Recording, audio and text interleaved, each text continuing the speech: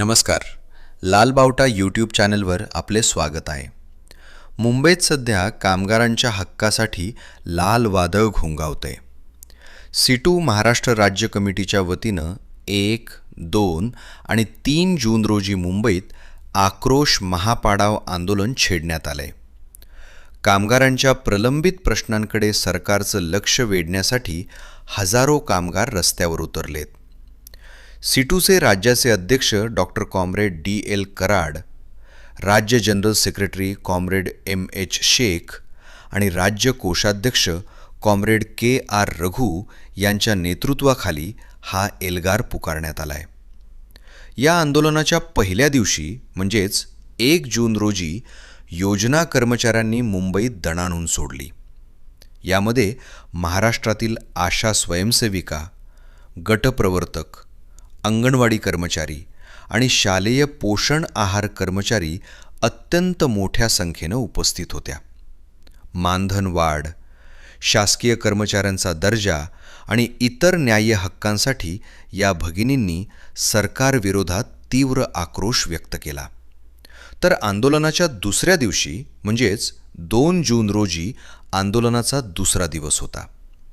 या दिवशी बांधकाम कामगार, ऊस तोडणी कामगार, घरेलू कामगार आणि विडी कामगारांच्या प्रश्नांसाठी होता. या महापाडाव आंदोलनाच्या अध्यक्षीय मंडळात बांधकाम कामगार फेडरेशनचे राज्य जनरल सेक्रेटरी कॉम्रेड भरमा कांबळे, कॉम्रेड नसीमा शेख, कॉम्रेड आबासाहेब चौगुले आणि कॉम्रेड आरमायटी यांचा समावेश होता. यावेळी कामगारांना पाठिंबा देण्यासाठी आणि सरकारवर हल्लाबोल करण्यासाठी अनेक दिग्गज नेत्यांची भाषणं झाली. या सभेत सीटूचे राज्याध्यक्ष doctor DL Karad, general secretary MH Shaikh यांच्यासह प्रसिद्ध शाहीर संभाजी भगत, चित्रपट दिग्दर्शक माननीय महेश बनसोडे, आयटकचे नेते कॉम्रेड उदय चौधरी, DYFIचे राज्य अध्यक्ष comrade Mohan Jadhav, comrade Vivek Monteiro, comrade KR Raghu, comrade Yusuf Major, comrade Bhushan Patil, comrade Ujjwala Padalwar, comrade Shailendra Kamble, comrade Subodh More, शाहीर सुरेंद्र बर्वे, कॉम्रेड शुभा शमीम, बीडच्या कॉम्रेड मनीषा करपे, कोल्हापूरचे कॉम्रेड आनंदा डाफळे आणि कॉम्रेड गंगाधर गायकवाड आदी नेत्यांची धडाकेबाज भाषणं झाली. यावेळी महाराष्ट्र राज्य इमारत व इतर बांधकाम कामगार फेडरेशनचे राज्याचे उपाध्यक्ष आणि लाल बावटा बांधकाम कामगार संघटनेचे कोल्हापूर जिल्हा general secretary comrade Shivaji Magdum यांनी अतिशय आक्रमकपणे भाषण केले. यावेळी कॉम्रेड शिवाजी मगदूम यांनी अत्यंत आक्रमक भूमिका मांडत मुंबईतील हे आक्रोश महापाडाव आंदोलन नेमके कशासाठी आहे, कामगारांची कशी गळचेपी होत आहे आणि सरकार कामगारांच्या योजना कशा बंद करीत आहे याचा पाढाच वाचला. त्यांच्या या आक्रमक भाषणानं संपूर्ण आंदोलन परिसर घोषणांनी दणाणून गेला होता. यावेळी बोलताना कॉम्रेड शिवाजी मगदूम म्हणाले,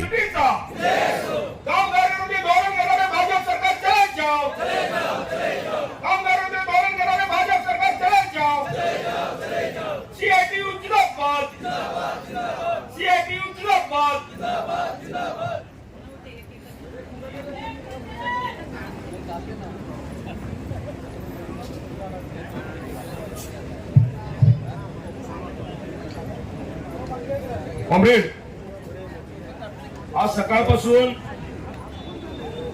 या ठिकाणी आजच्या दुसऱ्या दिवसाच्या आंदोलनाला सुरुवात झालेली आहे.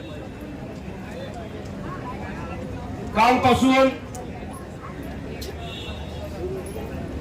खऱ्या अर्थानं या आंदोलनाला सुरुवात झालेली आहे.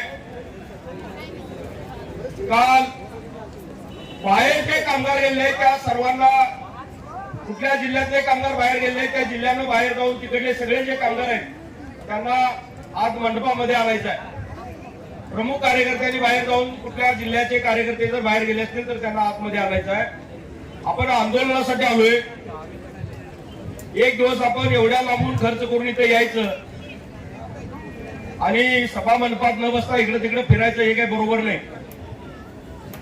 त्यामुळं माझी सगळ्या जिल्ह्यांच्या जिल्हा कमिटीच्या पदाधिकाऱ्यांना विनंती आहे, आपल्या आपल्या जिल्ह्यातले जे कामगार जे कार्यकर्ते मंडपाच्या बाहेर गेले त्यांना कृपा करून आतमध्ये बोलवून घ्यायचं आहे. तर या आंदोलनाची सुरुवात कालपासून झालेली आहे. काल योजना कर्मचाऱ्यांचं आंदोलन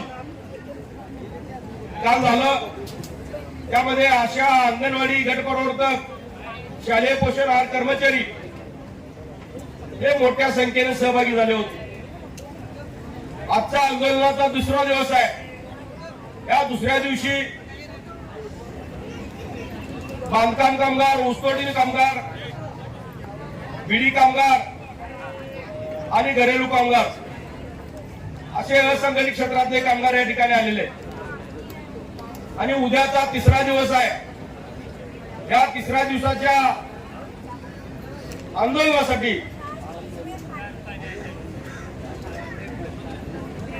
उद्या संघटित क्षेत्रातले सगळे कर्मचारी या ठिकाणी उद्या जमणार आहेत आणि उद्या संध्याकाळी 5:30 वाजता या आंदोलनाची सांगता होणार आहे. आणि खऱ्या अर्थानं आक्रोश करण्यासाठी आलेलो आहे.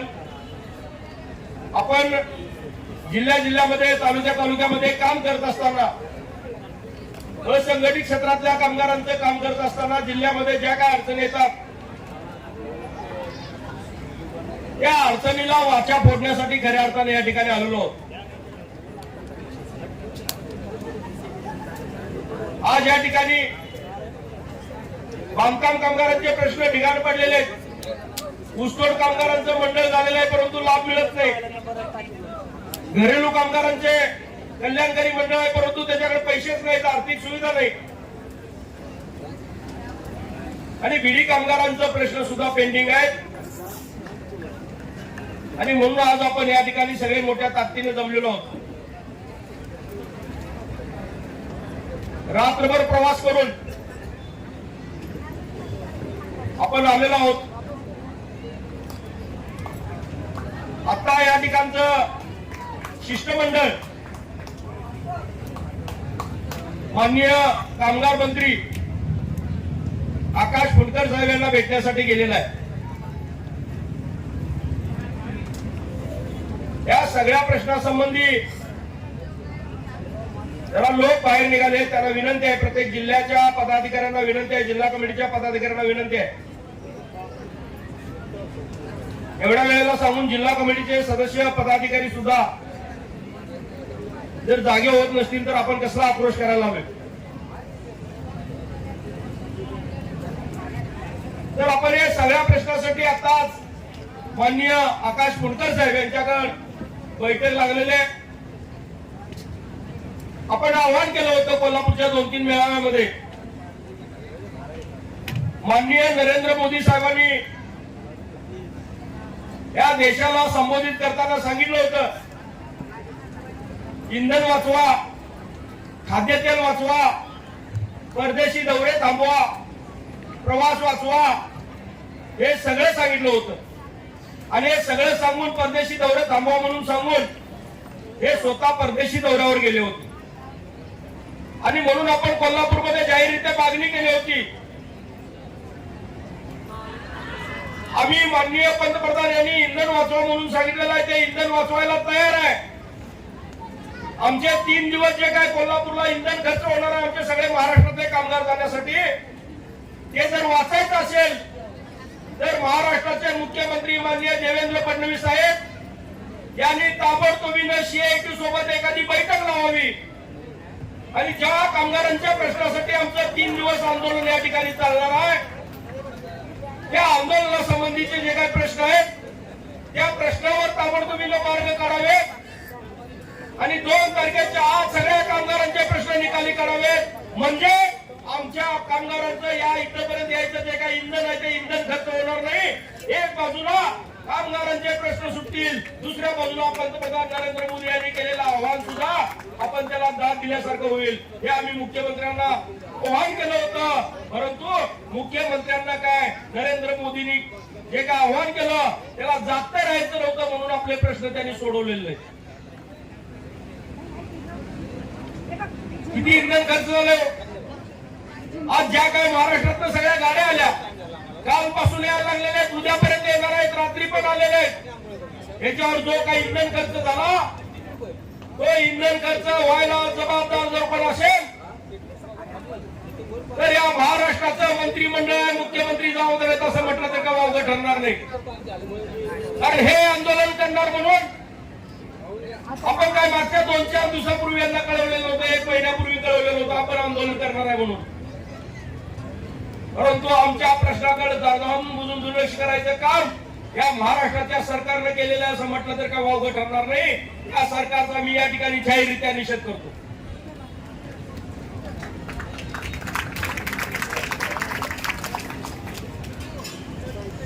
मगाशी एम.एस. शेख आणि बरेच वक्ते बांधकाम कामगारांच्या प्रश्नासंबंधी बोलले. त्यांनी फक्त मंगळाच्या तिजोरीमध्ये पैसे किती होते आणि आज शिल्लक किती आहे एवढ्यावरच बोलले. परंतु हे पैसे गेले कुठं याच्या संबंधी जर सविस्तर बोलायचं असेल तर त्यांनी काही 2 उदाहरणं पण दिली. आम्ही बांधकाम कामगारांनी कधीच मध्यान्ह भोजन योजना मागितलेली नव्हती. ती मध्यान्ह भोजन योजना या कल्याणकारी मंडळानं आमच्या कामगारांच्यावर लागते. आम्ही रक्त चेक करा असं कधी मागणी केलेली नव्हती घराघरामध्ये येऊन आमच्या कुटुंबाचं. ती योजना आमच्या बांधकाम कामगारांच्यावर लादली. आम्ही भांडी मागितलेली नव्हती, आम्ही पीटी मागितलेलं नव्हतं, आम्ही सुरक्षा संच मागितलेला नव्हता. ह्या सगळ्या योजना आमच्या बांधकाम कामगारांच्यावर लादायचं काम जर कुणी केलं असेल तर या महाराष्ट्र शासनाने बांधकाम कामगार कल्याणकारी मंडळाने केलेलं आहे आणि त्यामध्ये तुफान पैसा खर्च होताना आपल्याला दिसतोय. या ठिकाणी मंडळ जे आहे ते कंत्राटदार पोसायचं काम करायला असं म्हटलं तर का वावगं ठरणार नाही.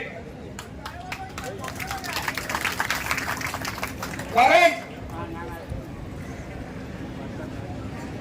या मंडळानं मध्यान्ह भोजनसाठी कंत्राटदार नेमला, या मंडळानं रक्त तपासण्यासाठी कंत्राटदार नेमला, या मंडळानं भांडी द्यायसाठी कंत्राटदार नेमला, या मंडळानं पेटी द्यायसाठी कंत्राटदार नेमला, या मंडळाने नोंदणी नूतनीकरणासाठी सुद्धा कॉन्ट्रॅक्टदार नेमलेला आहे. प्रत्येक तालुक्यामध्ये WFC केंद्र सुरू झालेले आहेत, कामगार सुविधा केंद्र झालेले आहेत. ते सुद्धा ठेका एका कंत्राटदाराला दिलेला आहे आणि कंत्राटदाराने ती सगळी माणसं भरलेली आहेत आणि प्रत्येक तालुक्यामध्ये कामगार सुविधा केंद्र काढलेलं आहे. त्या कामगार सुविधा केंद्राचा उपयोग काय म्हणून आमची पडताळणी करायची.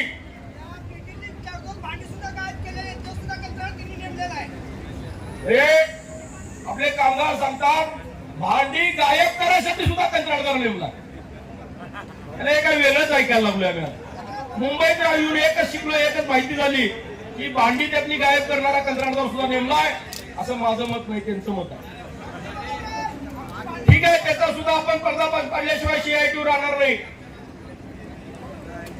म्हणजे जाईल त्या ठिकाणी प्रोजेक्ट ठेवायचं. आज जे काही कामगार सुविधा केंद्र काढली त्यामध्ये काय करायला लागले, आमचा नोंदणीचा अर्ज ते तपासणार, आमचा नूतनीकरणाचा अर्ज ते तपासणार, आमचे लाभाचे अर्ज ते तपासणार. आणि त्यावेळी आम्हाला सांगितलं होतं, काय सांगितलं होतं की जी काय बोगसगिरी वाढायला लागलेली आहे ती जर थांबवायची असेल तर प्रत्येक कामगाराचं व्हेरिफिकेशन होणं गरजेचं आहे आणि त्यासाठी आम्ही ही WFC केंद्र काढायला लागलोय म्हणून सांगितलं होतं. या कल्याणकारी मंडळाच्या अध्यक्ष आणि सचिवांना माझा सवाल आहे, मंडळाचे हे कामगार सुविधा केंद्र तयार झाल्यापासून आजपर्यंत तुम्ही प्रत्येक WFC केंद्रामध्ये किती बोगस कर्मचारी शोधून काढले, तिची लिस्ट आम्हाला द्या. आम्ही तुमचं स्वागत केल्याशिवाय राहणार नाही. काढले काय बोगस कामगार शोधून? काढले काय शोधून? एकही कामगार बोगस शोधून काढलेलं नाही. उलट एक धाड सत्र नेमलं आणि आमच्या कोल्हापूर जिल्ह्यातल्या आमच्या ताजा तालुक्यामध्ये काही बोगस प्रकरणं सापडली. एका एजंटानं 40% अपंगाचं प्रमाणपत्र ज्या लोकांचं आहे अशा लोकांना बोलवून घेऊन त्याचं 75% प्रमाणपत्र केलं, एडिट केलं आणि त्यांना मंडळाचा 2 लाख रुपयाचा लाभ मिळवून दिला. नंतर ते प्रकरण सगळी बाहेर आली, सापडलं. पण सापडल्यानंतर ज्या एजंटनं तयार केलं 2 लाख रुपयाचं एडिट करून पैसे मिळवून दिले, त्या एजंटनं 2 लाखाचे 1 लाख रुपये स्वतः घेतले आणि 1 लाख रुपये त्या लाभार्थ्याला दिले. असे 19 लोक सापडले. त्या 19 कामगारांचं 19 लाख रुपये घेणारा एजंट घरात आणि 1 लाख रुपये घेणारे कामगार तुरुंगात गेले. या ठिकाणी कामगारांच्यावर अन्याय करायचं काम केलं, परंतु एजंटला आत टाकायचं धाडस या कल्याणकारी मंडळाने केलेलं नाही. त्याचा या ठिकाणी मी जाहीररित्या निषेध करतो आणि त्या एजंटवर सुद्धा कारवाई करावी अशा पद्धतीची मागणी मी या ठिकाणी. अजून लय काय काय या मंडळामध्ये. आणि आता मला वाटतं बोलायला व्यासपीठ आपल्याला रिकामा. सगळे नेते मंडळी तिकडे गेलेले आहेत. ते 4 वाजेपर्यंत इथं येतील आणि तोपर्यंत या ठिकाणी बसलेल्या लोकांनी सभा गाजवायचे. आपल्यातल्या सुद्धा काही कामगारांनी बोललं तरी काय वावगं नाही, कारण आपल्याला कामगार कार्यकर्ते, कामगार नेते तयार करायचे. कॉम्रेड अहमद राज्याचे पदाधिकारी, ज्येष्ठ नेते या ठिकाणी आलेले आहेत. त्यांना विनंती करतो की त्यांनी स्टेजवर यावं. या ठिकाणी मंडळ तुम्हाला माहिती आहे, नोंदणी केल्यानंतर कुणाचा लगेच आक्षेप झालाय का? आपलं बांधकाम कामगार कोण आहे जर हात वर करा, नाहीतर बाकीचे सगळे. अरे वा, तुमचं अभिनंदन. बऱ्यापैकी बांधकाम कामगार दिसतात या ठिकाणी, अभिनंदन. नाहीतर काय व्हायचं, मी भाषण करायचं बांधकाम कामगारावर आणि इथं सगळे असायचे दुसरेच आणि ते म्हणायचे हे काय चाललंय, गुऱ्हाळ लावले, असं व्हायला नको. गुऱ्हाळ म्हणजे काय? आमच्याकडे घाणात गुळ काढतात, त्याला गुऱ्हाळ म्हणतात. जी डब्ल्यूएफसी केंद्र काढली त्या ठिकाणी थंब झाल्यानंतर, नोंदणी झाल्यानंतर लगेच नूतनीकरण, नोंदणी कोणाची झाली काय? लगेच आक्षेप झालं काय? मोठ्यानं बोला म्हणजे ऐकू येते. लगेच नूतनीकरण झालं काय? थंब दिल्या बेटाला? लगेच लाभ मिळाला काय? थंब दिल्या बेटाला? पीटी कधी मिळाली? लगेच मिळाली ना? पीटी लगेच मिळाली थंब दिल्यावर, घरपोच झाली. काही लोकांना झाली, काही लोकांना नाही झाली. काही लोकांना झाली नाही. पण थंब दिल्यानंतर पेटी मिळते, थंब दिल्यानंतर भांडी मिळतात, परंतु थंब दिल्यानंतर नोंदणी होत नाही, थंब दिल्यानंतर लाभाचा अर्ज मंजूर होत नाही. कारण त्याला प्रोसेस काय? थंब दिल्यानंतर पीटीला, भांड्याला थंब दिल्यानंतर दुसरं तुम्हाला काय करत नाही, काय करायला लागत नाही. त्यामध्ये तुम्हाला फोन करता तुमची भांडी आल्यात आणि घेऊन जावा म्हणून, बरोबर आहे ना? परंतु भांडी आणि पीटी जर सोडली, वस्तू स्वरूपातला लाभ सोडला, नोंदणी नूतनीकरण लाभासाठी थंब दिल्यानंतर तुमचा अर्ज कुणाकडे जातो? नोंदणी अधिकाऱ्याकडे जातो. तो नोंदणी अधिकारी त्या ठिकाणी अर्ज तपासतो. त्यानंतर तुमचा आक्षेप आहे का रिजेक्ट आहे त्यानंतर होणार आहे. ते थंब दिल्यानंतर 6 महिन्यानंतर होणार आहे. बरोबर आहे का? चुकीचं आहे? भांड्याला पीटीला थंब दिल्यानंतर तुमचं रिजेक्ट होत नाही, मग लाभाचे अर्ज मंजूर करताना का रिजेक्ट होतंय हा आमचा या मंडळाला सवाल आहे. कारण त्यांना भांड्यामध्ये, पीटीमध्ये जे कंत्राटदारांना त्याच्याकडून कमिशन मिळतं, परंतु डायरेक्ट लाभ दिल्यानंतर त्यांना कमिशन मिळत नाही आणि म्हणून आमचे लाभाचे अर्ज त्या ठिकाणी डायरेक्ट मंजूर होत नाही. घरकुलाचे अर्ज किती दिवस पेंडिंग आहेत आपले? या कल्याणकारी मंडळाच्या सचिवांना परवा पत्र लिहिलेलं आहे. 2024 जून 2024, आता जून 2026 आला. 2 वर्षापूर्वी विभागीय कमिटीनं मंजूर केलेल्या बांधकाम कामगारांच्या घरकुलाची यादी कोल्हापूरमध्ये बैठक झाली, त्यामध्ये यादी मंजूर झाली. ती मंजूर झालेली यादी पुण्याला गेली, पुण्यातनं मुंबईला आली, परंतु मुंबईतनं अद्याप कोल्हापूरला आलेलं नाही. आणि 2 वर्ष त्या ठिकाणचे ते 29 लाभार्थी ते घरकुलाचे पैसे येणार म्हणून त्याची वाट बघायला लागलेले आहेत. परवा मी मंडळाच्या सचिवांना पत्र लिहिलेलं आहे, मेल पाठवलेला आहे आणि त्यांना सांगितलेलं आहे की तुम्ही 2024 ला ज्यावेळी घरकुलं मंजूर केली त्याच वेळी या बांधकाम कामगारांनी, काही जणांनी घरं पाडलेले आहेत, काही जणांची मोडतळ लावलेले आहेत आणि ते त्याच घरामध्ये राहायला लागलेले आहेत. येत्या पावसाळ्यामध्ये जर काही जीवितहानी झाली तर हे मंडळ जबाबदार राहील, अशा पद्धतीचं पत्र परवा मेल केलेलं आहे कामगार सचिवांना. म्हणजे का दिरंगाई करता, याच्या पाठीमागची कारण काय? तुम्हाला कमिशन पाहिजे का कामगारांच्याकडून? 2 लाखाचं घर मंजूर झाल्यानंतर तुम्हाला काय कमिशन पाहिजे आहे का? शैक्षणिक लाभ मंजूर झाल्यानंतर तुम्हाला काय कमिशन पाहिजे आहे का? जसं किटी मध्ये मिळतं, भाड्यामध्ये मिळतं, तसं काय तुम्हाला पाहिजे आहे का? तसं असेल तर सांगा, आम्ही बघतो काय करायचं. शीटू त्या संबंधीचा निर्णय घ्यायला ठाम आहे. आणि हे सगळे प्रश्न आहेत. या प्रश्नासाठी आपण आक्रोश करण्यासाठी या ठिकाणी आलेलो आहोत. आपण कामगार मंत्र्यांच्याकडे बऱ्याच वेळा वेळ मागितली, परंतु दिली नाही. परंतु 3 दिवसाचा आक्रोश या ठिकाणी आपण करतोय म्हटल्यानंतर कामगार मंत्र्यांनी आपल्याला वेळ दिलेला आहे. आणि आज त्या संबंधी चर्चा होईल. बांधकाम कामगार, खरं म्हणजे बांधकाम कामगाराच्या ज्या योजना आल्या, तत्कालीन कामगार मंत्री हसन मुश्रीफ साहेब कामगार मंत्री असताना ज्यावेळी मंडळ तयार केलं त्यावेळी एक बैठक झाली. त्या बैठकीमध्ये आम्हाला विचारलं काय योजना पाहिजेत. त्यावेळी आम्ही तत्कालीन कामगार मंत्री हसन मुश्रीफ साहेबांना सांगितलं होतं की साहेब, या मंडळाकडनं आम्हाला दुसरं तिसरं काय नको. बांधकाम कामगाराचं पोरग बांधकाम कामगार होता कामा नये, दौंड्याचं पोरग दौंडी होता कामा नये, सेंट्रिंगवाल्याचं पोरग सेंट्रिंगवाला होता कामा नये. ते डॉक्टर, वकील, इंजिनियर झालं पाहिजे. आणि त्याच्यासाठी त्याच्या मुलांना शिष्यवृत्ती आम्हाला लागू करून द्या म्हणून सांगितलं. त्यांनी ते मान्य केलं. बांधकाम कामगारांना शैक्षणिक शिष्यवृत्त्या लागू झाल्या. आणि आज इंजिनिअरिंग झालेल्या कामगारांना 60,000 रुपये मिळतात. आणि मेडिकलला ज्यांची मुलं आहेत त्यांना 1 लाख रुपये शिष्यवृत्ती मिळते. परंतु गेल्या 4 महिन्यापासून या बांधकाम कामगार कल्याणकारी मंडळानं E5G योजना आहे, यामध्ये 60,000 आणि 1 लाख रुपये मिळतात. ही योजनाच पोर्टलवरनं गायब केलेली आहे. दिल्या का नाही गायब? माहित नाही म्हणून आम्ही कशाला नाव दिलं. योजना गायब झाल्या काय? हा, योजना बंद केल्या. तुम्ही बंद केल्या म्हणताय, मी गायब केल्या म्हणतोय. हे दोघांचा शब्दशः फरक आहे. योजनाच गायब झालेल्या आहे.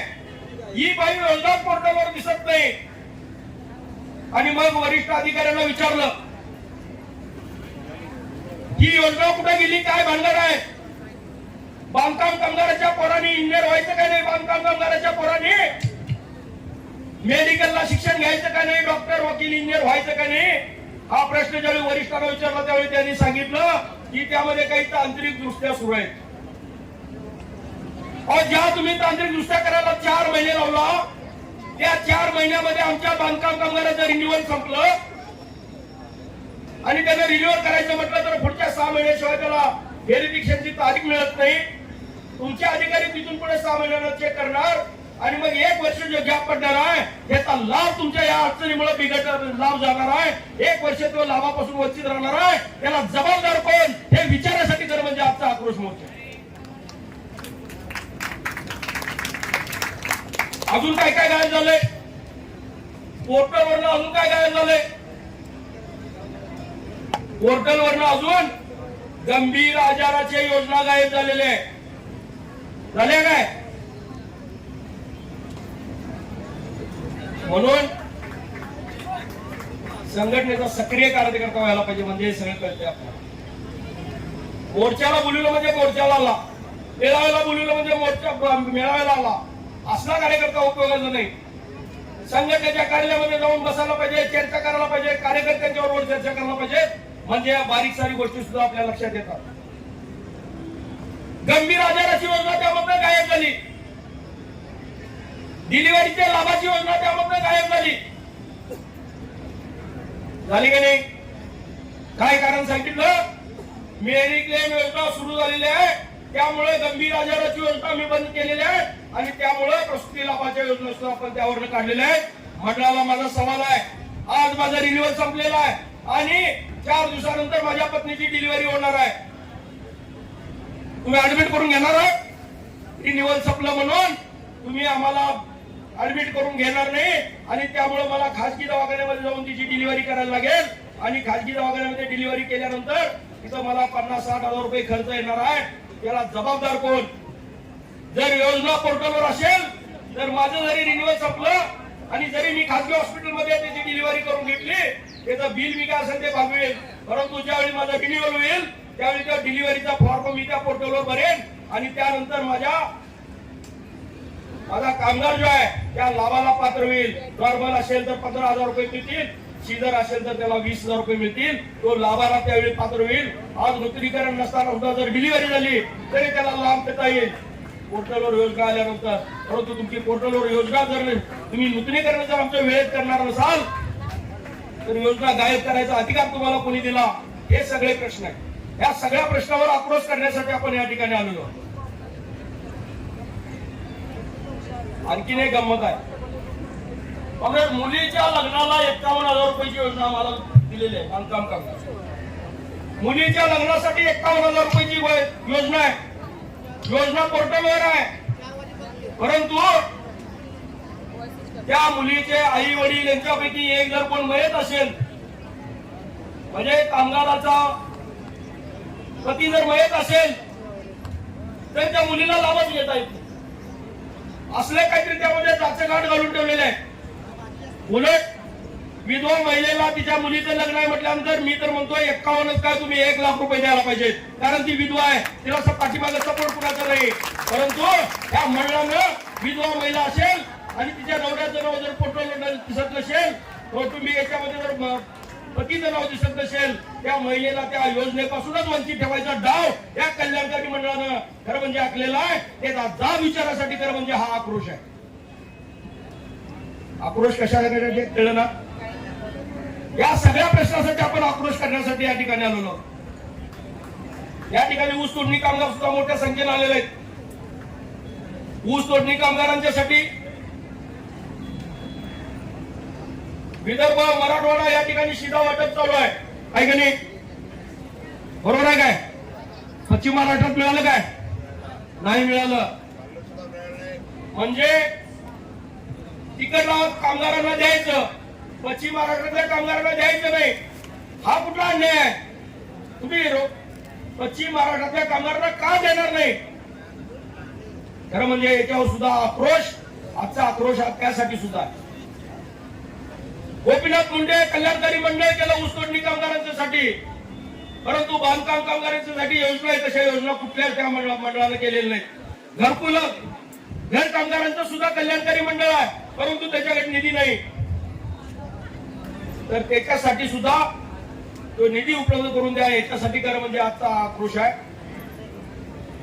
बिडी कामगारांचे प्रश्न तसेच आहेत.